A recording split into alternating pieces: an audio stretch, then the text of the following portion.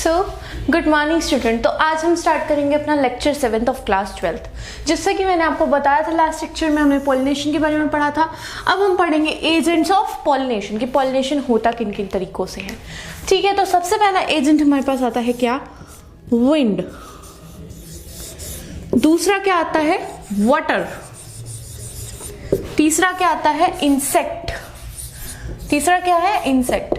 यही main 3 NCERT में है, इन्हीं को याद रखना फॉर बोर्ड्स। ठीक है,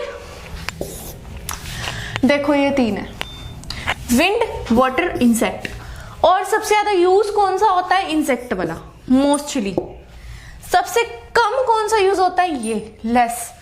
मतलब पहले नंबर पे इसे रखो, दूसरे पे इसको रखो, तो तीसरे पे इसको रखो। ठीक है, अब हम पढ़े इनके बारे में, क्या क्या होता है क्या क्या नहीं होता। चलो पढ़ते हैं, एक एक करके पकड़ेंगे। ठीक है ना? जैसे सबसे पहले हम पकड़ लेते हैं, किसको पकड़ना है? इंसेक्ट को पकड़े, इंपॉर्टेंट है अपना मेन। तो सबसे पहले इंसेक्ट को पकड़ लेते हैं। चलो अब सबसे पहले इंसेक्ट पॉलिनेटर को पकड़ लेते हैं। इंसेक्ट, अब देखो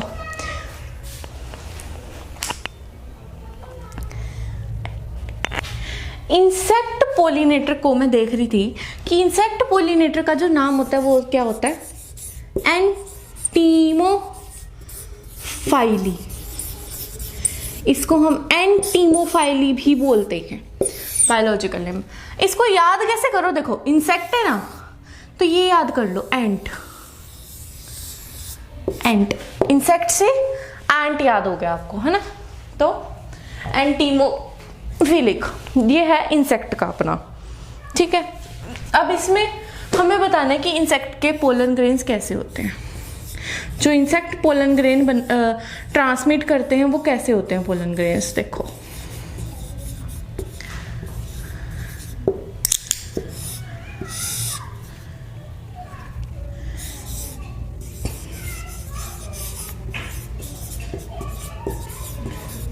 लार्ज साइज के होते हैं, इतने भी ज्यादा लार्ज साइज के नहीं होते, नहीं इतने भी ज्यादा लार्ज साइज के नहीं होते और ज्यादा छोटे भी नहीं होते। नॉर्मल साइज लिख सकते हो यहाँ पे आप। कितना लिख सकते हो? Normal size.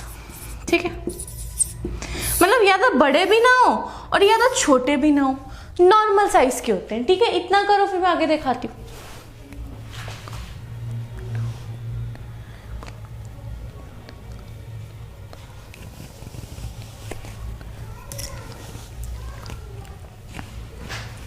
देखो इसका जो स्टिग्मा होता है, यहीं पे बता दूं, इसका जो स्टिग्मा होता है ना इन फ्लावर्स का, जिसमें इंसेक्ट करते हैं, वो क्या होता है? स्टिकी। स्टिकी स्टिग्मा होता है, तभी जो है पोलन ग्रेन्स आकर इसके ऊपर चिपकते हैं और तभी आगे पॉलिनेशन होती है। ठीक है, अब यहाँ पे सोचो कि इंसेक्ट क्यों आएगा? इंसेक्ट इनकी पॉलिनेशन करवाने क्यों आएगा आखिर? वो इसीलिए आएगा क्योंकि ये उसको क्या देते हैं? ये उसको रिवॉर्ड्स देते हैं। रिवॉर्ड्स देते हैं, क्या देते हैं? रिवॉर्ड्स देते हैं। रिवॉर्ड्स कौन कौन से? जैसे कि वो उन्हें नेक्टर देते हैं, शेल्टर देते हैं, रहने की जगह भी देते हैं। कई प्लांट उन्हें नेक्टर देते हैं, खाना देते हैं, मतलब बहुत चीजें देते हैं। ये इनको रिवॉर्ड्स देते हैं, बदले में ये इनकी पॉलिनेशन कराते हैं।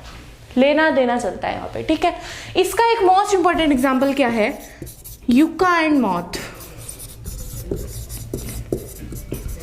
They both can not survive without each other. They both can not survive without each other. ये आपके एनसीईआरटी में भी है एग्जाम्पल, बहुत इंपॉर्टेंट एग्जाम्पल है, ये याद होना चाहिए सबको। मैंने स्टार मार्क किया, मतलब बहुत इंपॉर्टेंट है। ठीक है, रिवॉर्ड्स देते हैं, हो गया।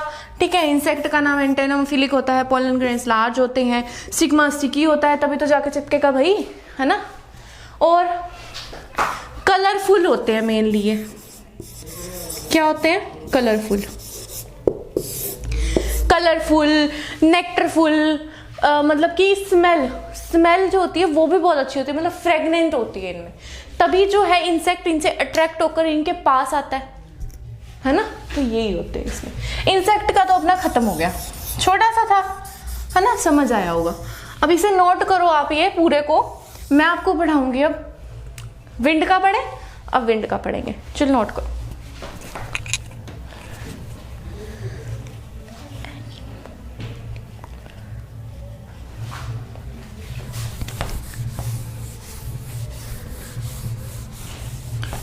इसके अंदर ना, इंसेक्ट के अंदर वो कम होती है, वेस्टेज ऑफ पोलन ग्रेन्स, ठीक है, क्योंकि ये कम नंबर में निकलते हैं। किसके उसमें कह रही हूं मैं, विंड एंड वाटर के रिस्पेक्ट में।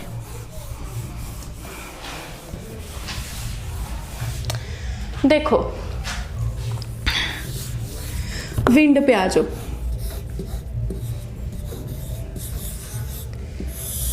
विंड को हम नाम देते हैं एनीमोफिलिक।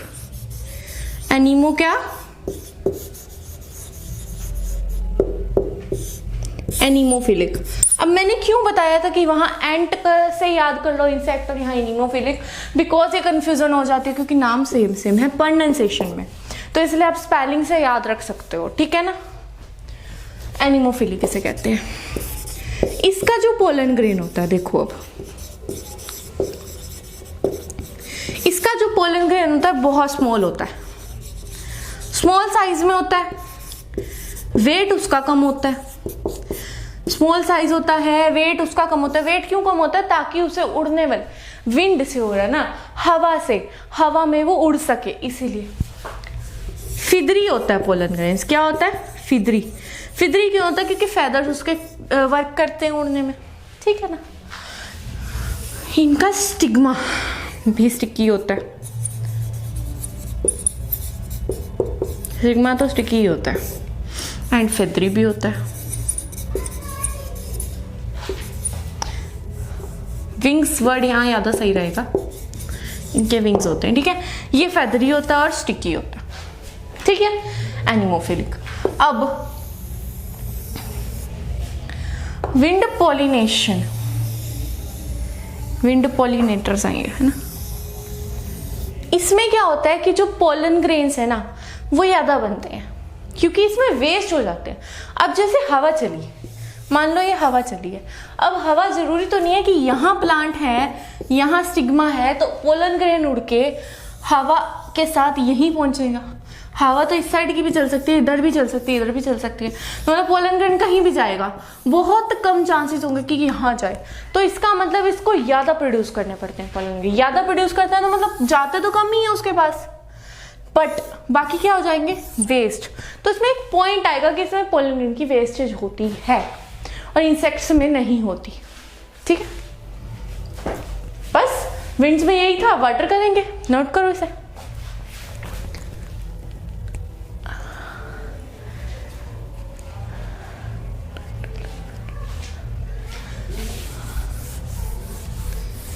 ये कैसे होते हैं, नेक्टरलेस।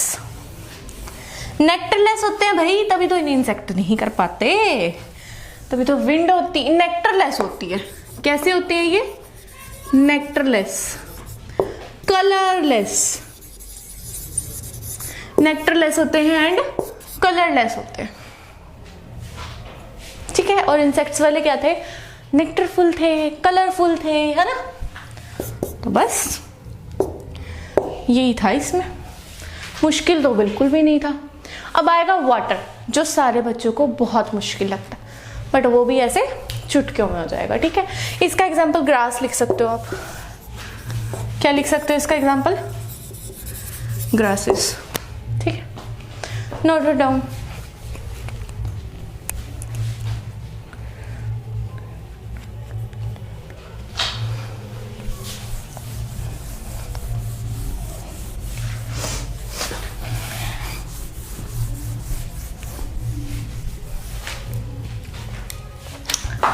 वाटर पॉलिनेशन, ध्यान से समझना इस टॉपिक को। वाटर पॉलिनेशन ध्यान से समझना बेटा, बिकॉज ये थोड़ा मुश्किल लगता है बच्चों को। हाइड्रोफिलिक,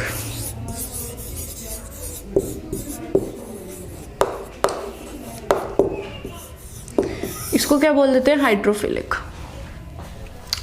इसके भी पोलन ग्रेन स्मॉल होते हैं। इसमें ज्यादातर सेम प्रॉपर्टी होती है जो विंड में आ जाती है ना। स्मॉल होते हैं, लाइट वेट होते हैं। इसमें दो और चीजें आती हैं, एक आती है एपी हाइड्रोफिलिक,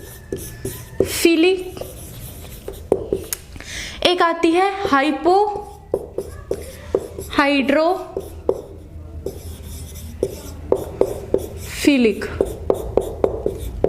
दो आती हैं, एपी हाइड्रोफिलिक और हाइपो हाइड्रोफिलिक। एपी और हाइपो का मतलब यहां समझ लो। एपी का मतलब क्या होता है? ऊपर। बहुत बार बताया है यार, एपी का मतलब क्या होता है? ऊपर। हाइपो का क्या होगा? फिर उससे उल्टा होगा ना। हाइपो मतलब नीचे। एपी ऊपर तो हाइपो नीचे। तो अब यहां समझो भाई, एपी हाइड्रोफिलिक का मतलब क्या हुआ? देखो, एपी मतलब ऊपर। ये क्या है? ये है पानी का सरफेस। ये क्या है? पानी का सरफेस। अब मान लो इस सरफेस से थोड़ा सा बाहर यहां क्या निकला हुआ है? स्टिग्मा, और बाकी सब अंदर है। ठीक है, ये तो हो गया एपी। ये तो हो गया क्या? एपी। अब हाइपो में क्या है? ये क्या है? पानी का सरफेस। ये क्या है? पानी के नीचे।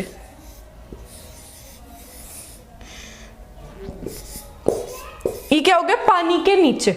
हाइपो क्या हो गया? पानी के नीचे। एपी क्या हो गया? पानी के ऊपर। इनके एग्जाम्पल्स भी हैं। अभी बोर्ड भर गया है, मैं पूरा आपको अच्छी तरह करवाऊंगी, पहले ये नोट कर लो, फिर मैं आपको इनके एग्जाम्पल्स भी बताती हूँ।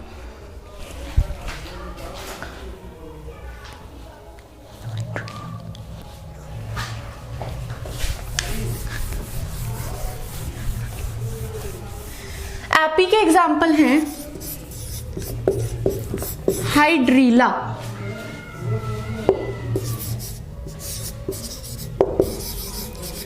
वेलेस्नेरिया। याद भी करना सिखाऊंगी भाई। हाइपो, जूस्टर्स।